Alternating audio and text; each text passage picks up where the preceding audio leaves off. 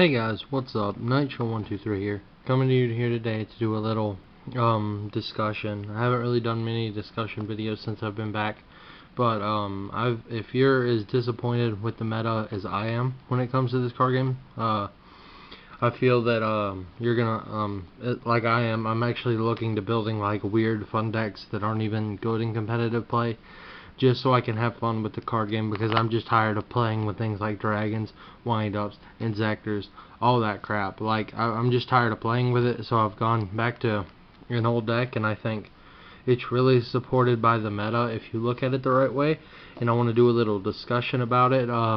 As soon as I can find the last card I need for this deck, which is actually a really silly card that I'm looking for, I'll do my profile on it. But until then, I just want to do a couple discussions on it. Like, I may do another discussion video just talking about it, but this should cover most of my discussion about it. So, as we all know, in the current meta, one of the best decks is wind-ups, because it's a good call, because of looping the hand on the first turn is a really good play.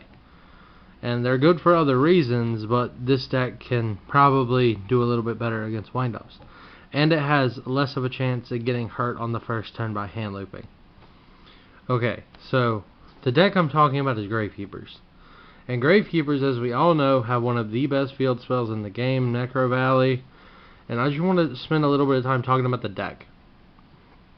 So to start, I just want to say that they run very low monster counts, and the decks always have low monsters, and it's just, I mean, when you look at they have the, like, when you look at Yu-Gi-Oh decks, you've got to look at what every deck needs. Most decks all need a base. Like, most decks are good because of one or two cards, Gravekeepers being Necro Valley is the only reason they're good, and like some of their support monsters, and then their Royal Tribute, which kills the hand, which is important. And they have to have they either have to have really good effects, big monsters, and they have to have like cards that are just really broken compared to the gameplay, and they all work really well together. Well, I want to start by talking about Command It. This card's really good because, I mean, this is your search engine for the deck. On the turn one, if you can pretty much open with 6 Necro Valleys. You either draw the Necro Valleys themselves, or you draw this and ditch it and get it.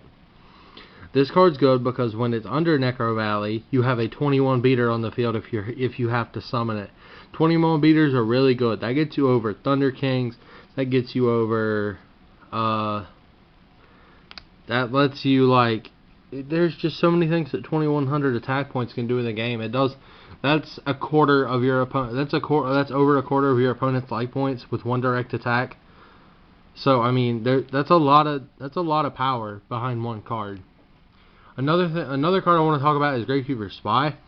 Another one of the best cards in the whole deck, because it's the only really good. It's like this and Descendant are the only good Veiler baits. I mean, just Necro Valley plus a set Spy is like the most deadly power this deck has, because you're swinging into a monster with a 2500 ass that special summons another monster. It's really hard. This is probably one of the better effects in Yu-Gi-Oh!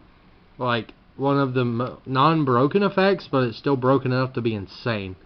Just, I mean, to be able to, like, have Descendant in hand, knowing that they can't stop you, and then flip it, get Recruiter, and then get Descendant, and Descendant not being a once per turn card effect, it's just amazing. I mean, just on the turn one, they don't even have to know what you're playing. Set this in like 3 back row, they swing into it, and then they like just be sad because of what just happened.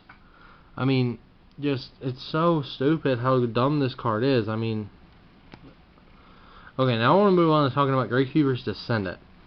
Gravekeepers Descendant is their blow up engine in the deck.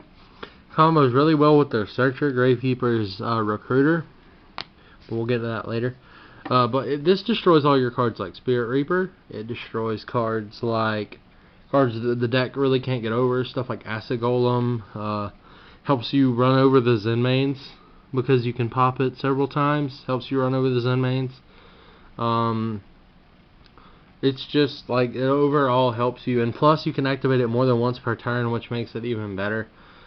Just run over all your opponent's stuff with it. This is probably one of the best beaters in the deck, because this is the card that every time I see Gravekeepers played, this is the card that they normally have on the field most of the time, beating their opponent down with them. Now I want to move on to talk about their search engine is the Recruiter. This is probably one of the more expensive cards in the cheapest Gravekeeper deck you can build. When you you should all know what the Gravekeeper stuff does, which is why I'm not going to get into explaining it. But this card, it's just like, just go into it. I mean, Gravekeeper Recruiter set on the first turn. It's the same way. And when he's in attack mode, he's a 1700 beater. That's still even better. And he's a level 3 for Xing, but you really don't want to do that. I mean, he's a 2000 ass under Necro Valley. And then you get to search out for something like a Recruiter, you can search for another Recruiter.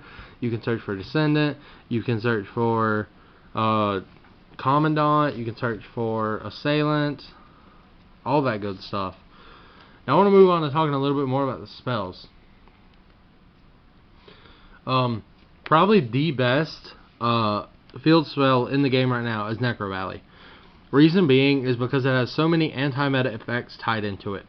Especially the effect that states that cards in the graveyard cannot be affected by unless it's by their own effects. Which means cards like Wind Up Rat, Monster Reborn, let's see, Inzector, all the Inzector effects, all can activate under Necro Valley, which means they have to draw into their MSTs to kill this card. Which, on some occasions, if they're blowing up random cards just to assure that they can summon their monsters, they may not have that much. Which means that you can maybe stop their whole play with the well-timed, right-played Necro Valleys, which makes the deck even more broken. And just, like, opening with this card, it's amazing, because and then, like, another tech you could do is you could definitely play, Malefic Stardust to protect it, or Cyber Ends, just cause. Oh, and another thing is its effect that, cards in the graveyard, cannot be removed from play. I believe, yeah. Cards in the graveyard can't be removed from play, which means no BLS, which means this runs over a lot of the format as it is. Okay, now I want to move on to Royal Tribute. This is probably the best card. This is what Gravekeepers became good off of, is this card. It's just like, it's so good. I mean, it's just like, it's pretty much what windups do, and it doesn't take 20 minutes to do it. Which is the best part about it. Like, I don't have to sit there and, like, sit through the whole wind-up loop just to do this card. I mean, that's how good this card is. And finally, their reusability with Gravekeeper Stele in the late game is amazing. Just draw into Stele, get back a Spy and a Descendant, and you're set for a turn at least, which means you're even better. I mean, so good. And lastly, I want to talk about the deck. It's a trap-heavy deck, which makes it even better. Trap-heavy decks are normally really good because they can run Bottomless, Deep Prison, and can just stop most cards normally without having to deal with the hand traps, which is what this deck does. So, yeah, I mean, that's another amazing thing. I mean, I run 15 traps in mine, and like I said, I'll show you my build later, guys. And last, I want to say that this deck is overall, it has a very good consistency because of the potted dualities and stuff. It's just a really consistent deck regardless of what anybody is going to say about it. So it's a really consistent deck, and I really do think that it would be it's a better call than windups, maybe a little bit. I mean, it's just such a good deck. I mean, I can't say much else. I mean, it's amazing. It tackles a lot of the decks in the format with one card. I mean, I can't get much more literal than that, guys. So I'm just going to end this video. So this is Nightshow123. Remember to comment, like, subscribe, and thanks for watching, guys. Bye.